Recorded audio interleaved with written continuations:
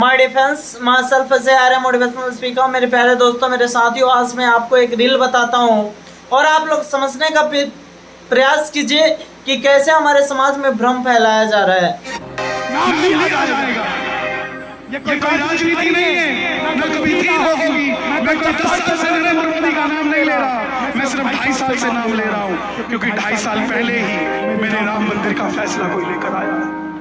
समझना पड़ेगा इस बात को। सुप्रीम कोर्ट के फैसला करने पे ही कोई निर्णय लिया गया, इस चीज को समझना जरूरी है, ना कि हमारे देश के प्रधानमंत्री की वजह से राम मंदिर बना। इस चीज को समझना जरूरी है।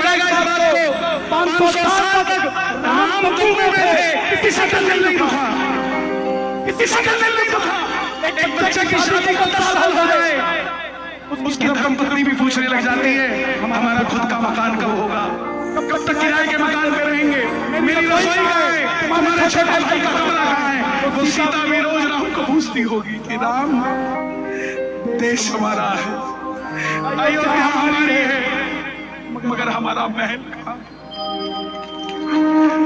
हमारा महल कहाँ है। चाहता हूँ इनको बहुत दया में आ रहा है हमारे श्री राम प्रभु जी पे कि श्री राम प्रभु जी के महल के बारे में किसी ने नहीं सोचा। मेरे प्यारे दोस्तों, आपको पता होना चाहिए कि श्री राम प्रभु आपके महल में नहीं रहना चाहते हैं, आपके महल से प्यार नहीं है श्री राम प्रभु जी को।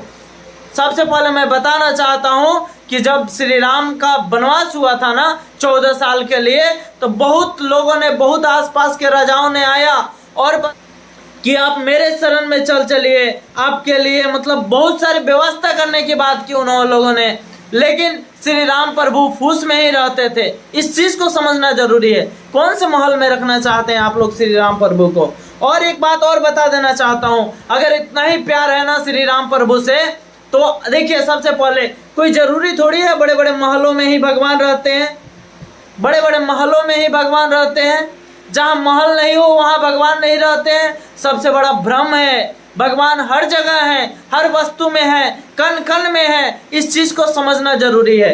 अगर आप समझ नहीं पाते हैं ना, तो पत्थर के मूर्त में और बड़े बड़े बिल्डिंगों में, इमारतों में खोजते रहिए भगवान को, कभी नहीं मिलेंगे आपके श्री राम प्रभु। इस चीज को समझना जरूरी है। आज हमारे देश की स्थिति इतना बदतर हो चुकी है कि लोग बेरोजगारी से मर रहा है, भूखमरी से मर रहा है, और रहने के लिए घर नहीं, और श्री राम प्रभु के लिए महल के लिए सोचा जा रहा है। धन्यवाद दोस्तों, बनना चाहिए श्री राम प्रभु का महल, मैं नहीं कहता हूँ नहीं बनना चाहिए, लेकिन भाई साहब ने बोला कि राजनीतिक नहीं कर रहे हैं, तो फिर कर क्या रहे हैं। इनको ये भी पता होना चाहिए कि फैसला भारत के प्रधानमंत्री नहीं किए, फैसला भारत का सुप्रीम कोर्ट ने किया। इस चीज को समझना जरूरी है। और ये जो जाहिलपन है कि सीता मैया भी रोती होंगी कि हम महल में कैसे रहेंगे, मेरे प्यारे दोस्तों, महल के लिए कभी सीता मैया ने नहीं रोया।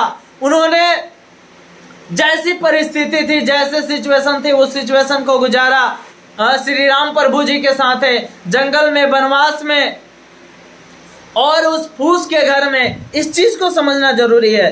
अगर आपको लगता है कि जाहिलपन नहीं है, अगर भ्रम नहीं है, तो मैं आपसे एक सवाल करना चाहता हूँ, फूस के एक मंदिर बना दीजिए, उसमें पत्थर का बड़ी प्रतिमा लगा दीजिए।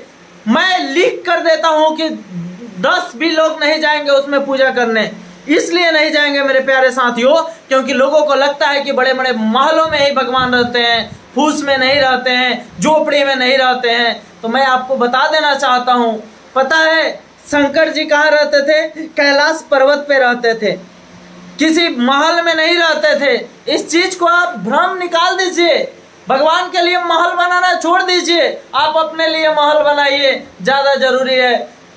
जिन्होंने हम लोगों को भेजा, इस सृष्टि का निर्माण किया, आज हमारे देश के लोग उनका निर्माण कर रहे हैं, उनके लिए घर का निर्माण कर रहे हैं। भले हमारे समाज में भूखे लोग मर रहे हैं, तड़प रहे हैं, बेरोजगारी का आलम चरम सीमा पे है, देश में एजुकेशन सिस्टम पूरा ध्वस्त हो चुका है, उस पे ख्याल नहीं है, बेरोजगारी पे ख्याल नहीं है, लेकिन हमारे देश में अंधभक्ति बहुत तेजी में जूझ रही है।